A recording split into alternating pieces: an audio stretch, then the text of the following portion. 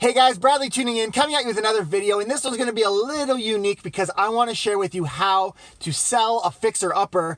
I'm actually going to be going and picking up the keys right now. It's first thing in the morning. I think it's about 9 o'clock, and we're going to drive over, grab the keys from the seller, and we're going to go and play around. I'm going to show you the home. I'm going to give you some of the insights as to what I'm thinking we should do to get the most money for this property. It's a very unique situation. I mean, you see that I list properties all the time, buying and selling regular homes, but I'm most excited about this one. I've been waiting for some time because it's a fixer-upper. You're going to see the upper level is completely torn apart, and so we're really going to have to be creative with how we're going to list this home, get top dollar. And I want to share some of those strategies, some of the things that I'm thinking, getting it ready to hit the market as soon as possible. So before I get started, my name is Bradley. We do videos like this all the time. Make sure you subscribe to our Watson Estates channel. Give us that thumbs. You can follow us. Hit the bell for notifications. And for right now, I'm going to hit the road. We're going to go grab the key and we're going to have some fun. Let's go. So I'm just sitting here now waiting for the key to come out, and I thought I'd give you guys some insight into this property as we're kind of on our way. I actually helped this client buy the home a couple years ago. We bought it as an investment property, which you'll see fits perfect because it actually has a basement apartment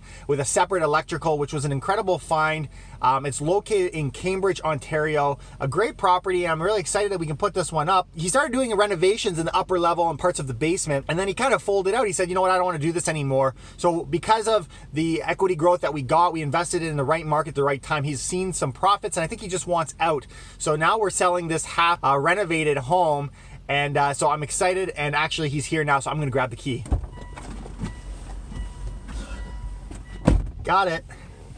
Let's go, guys. And we've made it, and this is the house right here. Now, I haven't actually been in it. I don't know the state of the property. So what we'll do is I'll flip the camera around, we'll walk through the house together, and then after we can talk about some of the things we can do to get this house ready to list and get top dollar. Let's go.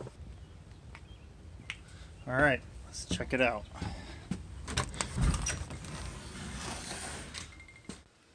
All righty.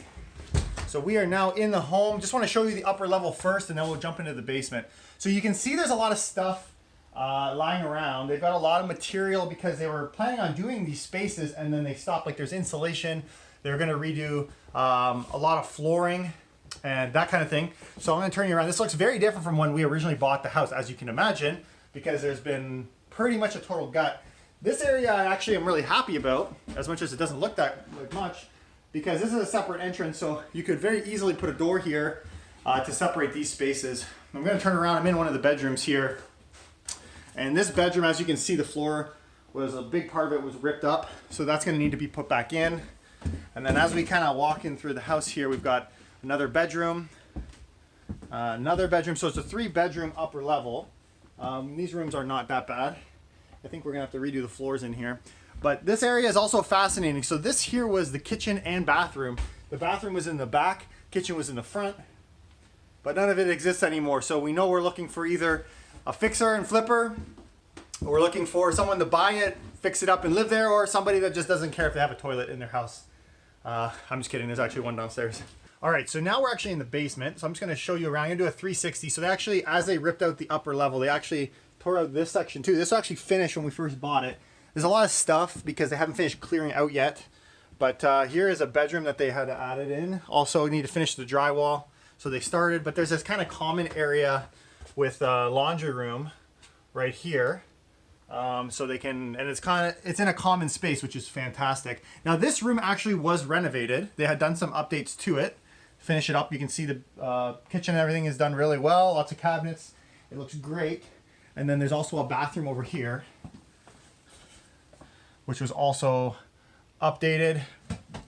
So the basement overall actually is not that bad. Maybe redo the carpets and stuff down here, but it's pretty good. It's the upper level that needs the majority of the work. Alrighty, so we're back here up in the kitchen. I thought this was a comfortable place with good lighting to chat about what we're gonna do with this home. So now you've seen there's a lot of work that needs to be done. There's no hiding it. The buyers that we have are the type of person that are okay with the mess. And so back to my comment, price, marketing, and condition are the 3 things early on when I started as a realtor.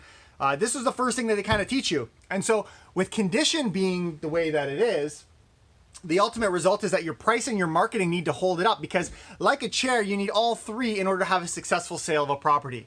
So there's no hiding there's an issue with the condition, so we really need to strengthen those other two aspects. The other aspect here is that the seller would love to have the place sold quickly. As you can see, there's stuff here, but there's no one actually living here right now. They're starting to move their things out. So the faster we can get this thing on the market, the better. Now, how quick could you get a property like this up? Well, I would usually say within 48 hours, I can actually list a property. What usually slows it down is things like staging and photographs. But for us in this case, because condition isn't really what we're fighting on, we don't have to worry about those things. I'm probably going to take a few pictures here and there while I'm here today, but I don't really need to focus too much on staging the place, getting it ready to sell, which is great for the sake of putting it on. But again, we just need to make sure that the marketing and the price are solid. So now when we get into the marketing of the property, when you see signs like this, they really don't have any value. In fact, we have to market this property a little differently. And usually on a typical listing, I'd have stuff like this, you know, the fun, fancy feature sheets. But in this case, everything needs to be done online. Everything needs to be marketed properly online. And so, for example, this property is located in Cambridge. Now, I've mentioned it in prior videos, but not every MLS board is created equal. So what we're gonna have to do in this case, because I'm part of the Toronto Real Estate Board, is we have to do something called interboarding, meaning we have to allow the local realtors to also see the listing, and so it has to be marketed properly. Now, many of you that are familiar know that we're huge on social media, and the big thing here with marketing is getting to those right buyers in the right platforms, which include social media, which include having a solid website. But in this case as well, I actually, as much as I'm here today, and it's the first time I'm kind of in the property, I've come through and I talked to them a couple months ago, and I knew this property was coming on the market. And I sent out feelers to all of my investor clients that look for fixer-uppers like this. Now that the property is going to be coming on the market, I'm going to circle back to them and do it as well. So having this list of buyers is a huge help. And so I would also encourage you guys, as you're watching this online, if you're ever interested in getting in our list of buyers, of people that are looking for properties like this, where you can get a giant return in the way of 15 or 20% off the cost in exchange for the work to be done. And a lot of these buyers have access to people who are able to do their renovations properly, get it sold a lot quicker. Now, these buyers have a very specific thing that they're looking for. They're looking for money. They're very money motivated. So in this listing, as I'm putting it together, the main sale, in fact, I'll add it as a schedule on the MLS, is the idea of cash flow. As you saw, there's the basement apartment, there's the upper unit. And so we really want to sell this cash flow. And I'm estimating, just off having walked through the property, we're probably talking between $300 to $500 per month, even if they put 20% down. But of course, you're going to be investing more money in this renovation, and so your cash flow would be higher. But the other great thing is the location. There's a reason that I had put him here in Cambridge, and the main thing is affordability.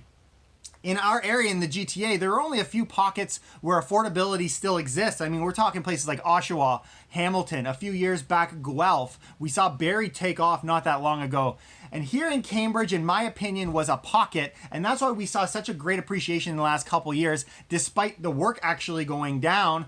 And so now there leaves an opportunity. And so homes here are selling probably 50 to 80 to 100,000 below where we're going to be marketing and listing this property, which takes me to price. So the next question is, how do you price a property like this? One that needs a lot of work.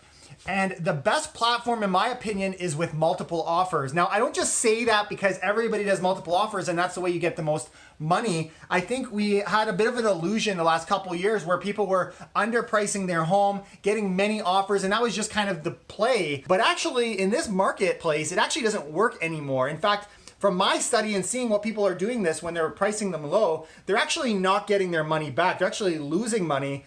And so I wouldn't recommend this play for everybody, but for the case of a fixer-upper, it definitely makes sense because everyone is competing and has different skill sets in their ability to do the work. For example, here we need to do some floors.